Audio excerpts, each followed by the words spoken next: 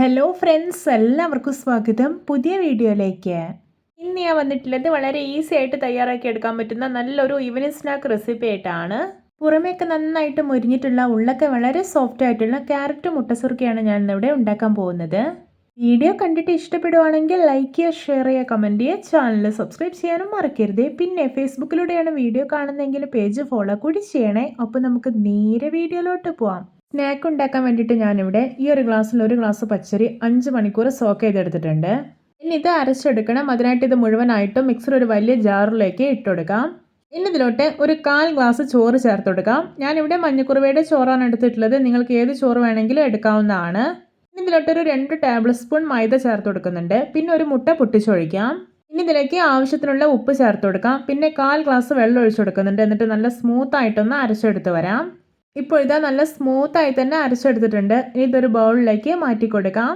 ഇനി ഇതിലോട്ട് കുറച്ച് ജാറ് കഴുകിയിട്ട് വെള്ളം കൂടി ഒഴിക്കുന്നുണ്ട്. എന്നിട്ട് നന്നായിട്ടൊന്ന് മിക്സ് ചെയ്തെടുക്കാം. ഈ ഒരു ബാറ്ററിൻ്റെ കൺസിസ്റ്റൻസി എന്ന് പറയുന്നത് ഓവർ ലൂസായി പോകാൻ പാടില്ല, കുറച്ചൊന്ന് തിക്കായിട്ട് തന്നെ ഇരിക്കണം. ഇനി ഇതിലോട്ട് ഒരു മീഡിയം സൈസ് ക്യാരറ്റ് ഗ്രേറ്റ് ചെയ്തെടുത്തിട്ടുള്ളതാണ്, അത് ഇട്ട് കൊടുക്കാം. ഇനി ഇതിലോട്ട് ഒരു പച്ചമുളക് ചെറുതായിട്ട് അരിഞ്ഞത് കൂടി ഇട്ട് കൊടുക്കാം. എന്നിട്ടൊന്ന് മിക്സ് ചെയ്തെടുക്കാം. ഇപ്പോൾ ഇത് നമ്മുടെ സ്നാക്കിൻ്റെ ബാറ്റർ ഇവിടെ പെർഫെക്റ്റ് ആയിട്ട് മിക്സ് ചെയ്തെടുത്തിട്ടുണ്ട്. ഇനി ഇത് റെസ്റ്റ് ചെയ്യാൻ വേണ്ടി വെക്കേണ്ട ആവശ്യമൊന്നുമില്ല. പെട്ടെന്ന് തന്നെ നമുക്ക് ക്യാരറ്റ് മുട്ടസുർക്ക ഉണ്ടാക്കിയെടുക്കാവുന്നതാണ്. ഇതിനായിട്ട് ഞാനിവിടെ ഒരു കടായിൽ എണ്ണ ഒഴിച്ച് നന്നായിട്ടൊന്ന് ചൂടാക്കി എടുത്തിട്ടുണ്ട്. ഇനി ഇതൊരു മീഡിയം ഫ്ലെയിമിൽ വെക്കുക. എന്നിട്ടൊരു തവി മാവ് ഇതിലോട്ട് ഒഴിച്ചു കൊടുക്കാം. ഹൈ ഫ്ലെയിമിൽ വെക്കുമ്പോൾ ഇതിൻ്റെ പുറമേയൊക്കെ പെട്ടെന്ന് മുരിഞ്ഞ് കിട്ടും, പക്ഷേ ഇതിൻ്റെ ഉള്ളൊന്നും പെർഫെക്റ്റ് ആയിട്ട് കുക്കായി കിട്ടില്ല. അതുകൊണ്ട് ഒരു മീഡിയം ഫ്ലെയിമിൽ തന്നെ വെച്ചിട്ട് ഇത് ഫ്രൈ ചെയ്തെടുക്കാം.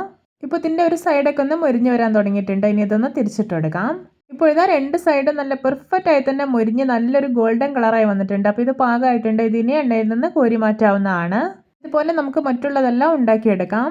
ഇപ്പോൾ ഇതാ നമ്മുടെ രണ്ടാമത്തെ ക്യാരറ്റ് മുട്ടസുർക്കയും അടിപൊളിയായി തന്നെ റെഡിയാക്കി കിട്ടിയിട്ടുണ്ട്. ഇതും ഈ എണ്ണയിൽ നിന്ന് കോരി മാറ്റാവുന്നതാണ്.